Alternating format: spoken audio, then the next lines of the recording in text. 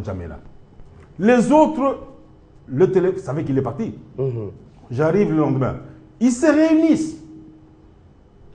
Et en Assemblée générale, et ils décident de le suspendre. Donc, ils le sanctionnent. Sans l'avoir entendu.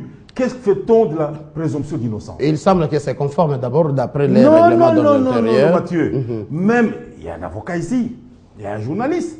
Même lui, Diana, quand un journaliste, moi dans la rédaction, a commis une faute, je dois d'abord l'entendre. C'est le droit de la défense qui est sacré avant de le suspendre. Et puis, on ne commence pas par la suspension, on commence par un blâme. C'est pour vous dire qu'il y a une préméditation quelque part. Un acte de conformité. Pour ça, vous déclenchez toute une guerre mondiale, vous violez les principes élémentaires de la procédure. Deux, qui convoque les réunions de l'Assemblée générale et du bureau? C'est le président. C'est dans le texte. Même chez nous, à l'UNPC, on a vu le congrès. Il a fallu que Momat convoque et préside. On était malade. On attendait que Momat soit en bon état pour convoquer et préside. Deux, pourquoi on dit que si le président refuse, 3/4 des membres du Conseil peuvent faire une pétition au président. Maintenant, il est obligé de convoquer d'abord la réunion du bureau. Donc là, ils ont violé certains articles de leur règlement. On commence par le bureau. Le bureau examine si cette requête est normale, est fondée. S'il n'est pas fondé, le bureau ne convoque pas l'Assemblée générale. Alors, évoluons. Fidèle Moussango. C'est pour dire rapidement. Violation de la procédure. Maintenant, ceux qui ont convoqué, l'un d'entre eux s'autoproclame président d'intérim. Alors on lui dit, monsieur, qui il ne s'autoproclame pas, c'est la plénière qui l'a désigné après vote. Non. Mais il y a un président. Le président est là, c'est lui qui donne l'intérim. Stricto sensu, largo sensu. Pour dire, je suis parti, voici l'intérim. C'est écrit. Mais c'est lui le problème. Non, même c'est lui le problème. Pourquoi vous avez convoqué? Attendez qu'il revienne. Si le président est en mission, la veille, ils font ça. Ils le suspendent déjà. Ils prennent une sanction. Et celui qui prend la sanction s'autoproclame président intérim. On dit, mais qui vous a instruit? Quand ils ont compris qu'ils sont en dehors de la règle, ah non, nous allons maintenant commencer à mettre une commission d'enquête. Non. Et le président arrive, maintenant, il trouve qu'ils ne sont pas en règle. Et c'est lui qui s'est autoproclamé président intérim. Maintenant, il procède à l'élection des nôtres. C'est toujours de la violation. Alors, c'est pour en équilibre, il y a une question. Nous sommes en face d'une grave violation des procédures. Et la Cour suprême, pour cela, est vraiment là. Ne va pas toucher au fond. Parce que le droit, c'est d'abord la procédure. Qui a fait quoi? Est-il compétent, oui ou non? Et la question est posée à la Cour suprême. C'est maintenant que nous disons que nous attendons le juge suprême qui donc dit, est-ce que la procédure pour suspendre a été régulière, conforme au texte qui régisse là?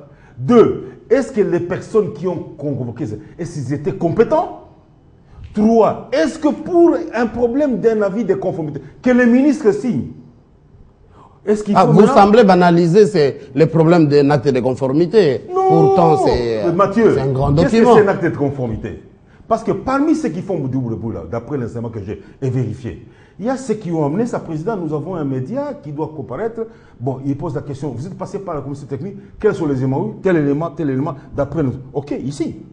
Il a signé 4. Le ministre en signe aussi. Nous avons 2 régulateurs au Congo. Il y a le ministre de la Communication et des Médias et le CSA. Ce qui n'est pas correct. Je pose la question. La preuve, récemment, le ministre a suspendu des organes. Ce n'est pas dans son pouvoir. Ça, d'accord. Alors, Fidèle Moussango, une question à tous les amis. Vous avez suivi de ces faits aux procédures ou à la procédure comme général. Est-ce qu'on peut espérer que l'abbé Bala peut revenir?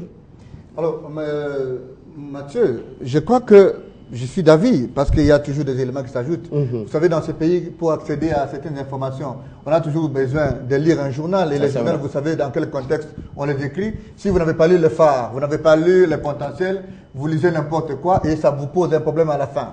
Mais les faits tels que relatés donnent des lueurs d'espoir. Dans ce contexte-là, si la procédure n'a pas été respectée, mais il y a des choses qu'il faut rappeler. La loi prévoit, si le président est absent, des mécanismes, n'est-ce pas, de remplacement, parce que si le président est malade ou il est absent, une absence est prolongée, eh bien, les CSAC ne s'arrêtent pas. Mais en mission de service à N'Djamena. Non, je dis ceci. Si il est absent, je reste dans le principe. La loi prévoit des mécanismes, justement, de solutions. Deuxième chose, nous sommes dans l'acte de conformité. On ne peut pas négliger, quelle que soit les caractères, je voulais dire, dérisoires ou bien gratuits de l'acte de conformité, nous savons dans ces pays, nous avons vu des journaux, nous savons que le dossier StarTime a été un dossier où il y a eu des pots de vin. Et donc, les caractères, je ne sais pas moi, gratuits ou honorés de l'acte de conformité, dit ou sous-entend qu'il y a eu quelque chose qui a pu déclencher ces comportements. L'abbé aurait-il perçu des pots de vin? Le retard quant à la décision de la plénière, février, et venez prendre de décisions aujourd'hui. Peut-être que la plénière, je ne suis pas porte-parole de la plénière, mais la plénière peut-être attendait des justifications de la part de l'abbé président qui n'a pas pu donner cette justification-là à la plénière. Et donc, c'est un débat, il faut fouiller. Mais où il faut dire les choses. Le droit de la défense, s'il a été violé, je suis sûr qu'il va rentrer dans ses droits. Ça, il faut le dire. La présomption d'innocence. Pourtant, la plénière prétend agir selon les règlements d'ordre intérieur. Pourquoi je vous ai dit que c'est un débat qui va se faire à la Cour. Parce qu'un débat qui va se faire à la Cour, et bien ici, nous ne faisons que des analyses. Mais où je ne suis pas d'accord avec l'abbé président, c'est autour de deux choses. Je l'ai suivi moi-même à la radio. Il a dit, on m'a fait un coup d'État, ça c'était le comportement du RCD. C'est comme si lui, il a oublié qu'en voulant se défendre sur les dossiers CESAC, il peut entamer sa responsabilité pénale. Est-ce que c'est au RCD qu'on a amené la culture des coups d'État? Il connaît un pays, un président qui est mort, du fait de la mort du RCD. Le RCD a pris les armes. Mais c'est l'abbé, un conseil, conformez-vous à votre combat, évitez de toucher d'autres aspects. Vous n'êtes pas porte-parole du RCD, mais le RCD a pris les armes aussi. Laurent. Dans ce pays, je ne suis pas porte-parole du RCD, je sais des analyses objectives. Mais à quel niveau aussi? Mathieu. À quel niveau? Je termine mon point de vue. Je termine son point de vue. Je termine en disant que ce qui manque dans notre pays, c'est l'éthique politique. On peut bien faire le combat du droit. Et le droit, ce n'est pas la raison. Le droit, ce n'est pas le bon sens. Le droit, c'est la norme mise en application au strict respect de la procédure. L'avis d'un journaliste. Ce qu'il faut faire dans ce contexte, c'est l'éthique.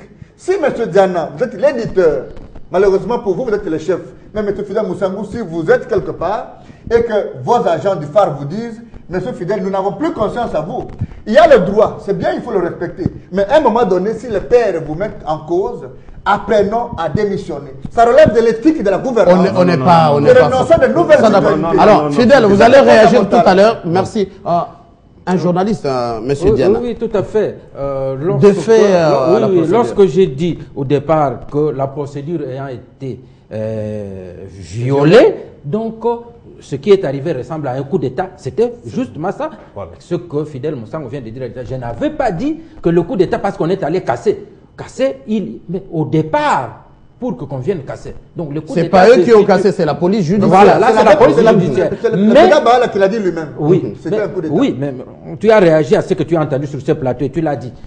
C'est selon ce que j'ai entendu. Ça, d'accord. Donc là, je n'ai pas dit que parce qu'on est allé casser le coup d'État, mais la procédure, que Moussangou vient de parler en détail, moi je l'ai dit en globalité qu'ils auraient intérêt, s'ils étaient sûrs de la faute commise et qu'ils étaient sûrs des textes, et ils pouvaient l'attendre et arriver jusqu'au bout de la procédure et les sanctions. Alors la question, casser la porte, démettre l'abbé Baala, est-ce la fin de la crise? Bon, je pense que la crise sera terminée avec la Cour suprême de justice, mais qu'on arrête de nous emballer. Fidel Moussangou, par exemple, il dit de bonnes choses et il se contredit en un moment. Lorsqu'il dit, par exemple, que le ministre ne devrait pas le faire, mais le ministre est là. Est-ce qu'on a déjà aboli le ministère? Non, c'est pas ça. Il dit, normalement, on n'avait plus là, besoin. on risque tous d'entrer dans les voilà. tests. Quelles sont les attributions du ministère et du régulateur? Puisque le CESAC existe, on ne devrait plus avoir besoin du ministère. Non, mais puisque le ministère est là, ce n'est ni Fidel, ni moi, ni qui peut le faire. Le ministère est là, on doit en tenir compte dans son fonctionnement aujourd'hui. Maintenant, qu'est-ce qui va arriver? Est-ce que le débat va se terminer? C'est la Cour qui va le terminer.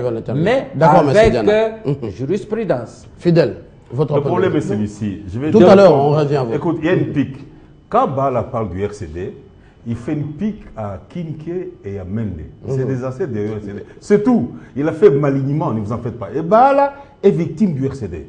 Baala commence sa profession comme directeur de programme de la radio Maria, à Bukavu. Une grande radio qui s'est battue quand nous étions au show ici. Toi et moi au show ici. Attention, il a un passé d'un résistant. tout en étant prêtre. Vous voyez, c'est le genre de prêtres comme en Amérique latine qui étaient des combattants de la liberté. Ça, c'est mal. Alors ça ressemble à alors, un il conflit. dit ça, Alors. il connaît le RCD, il en a souffert. Dans sa chair, dans son sang, il a même perdu ses frères. Maintenant, j'arrive au problème du ministère. Non, la loi sur la liberté de la presse, Diana, toi et moi, nous étions à l'Inter en 1996 quand nous avons préparé cette loi là-bas. Toi et moi. Pourquoi nous sommes arrivés à cela?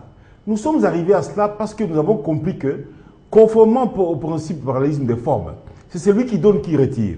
Or, dès lors que, même pour la carte professionnelle, c'était le ministère de l'Intérieur, ministère de la Communication, de l'idéologie qui donne la carte, il fallait casser ça, il faut donner ça aux professionnels. Deux, pour créer un journal, on n'a pas besoin d'aller chez les ministres.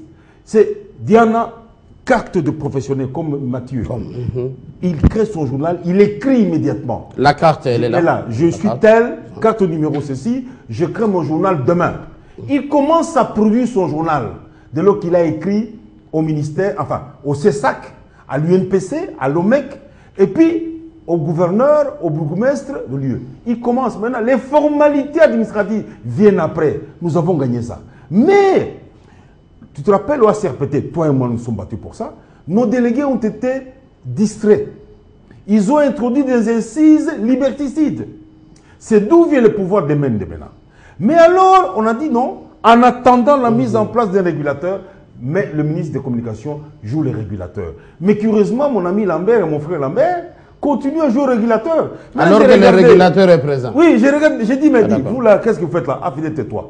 Ils m'ont dit, mais toi, tu as une arme d'édition parce qu'ils savent que j'ai une arme contre eux. Alors, ce qu'ils ont fait là-bas, un, ils décrédibilisent l'institution d'appui à la démocratie, une grande institution. Le régulateur. Deux, ils humilient le président de la République, ils humilient le pays, ça c'est grave. Parce que dans cette affaire des Startam, Kabila a déjà tranché. Quand il a vu, il a tranché. Maintenant, on revient encore avec Startam. L'affaire est classée. Le problème, Mathieu, c'est le problème de Startam.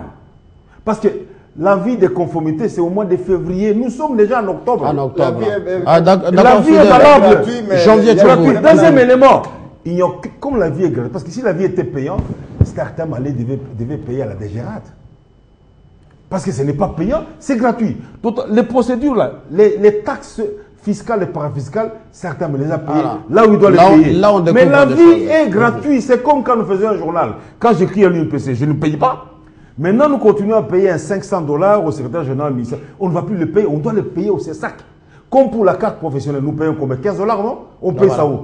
On paye ça à l'UNPC et puis par l'UNPC à la commission de la carte qui est autonome. C'est pour vous dire que ici, la crédibilité de l'État congolais, la crédibilité de la presse congolaise, la crédibilité de l'institution d'appui à la démocratie comme le SAC.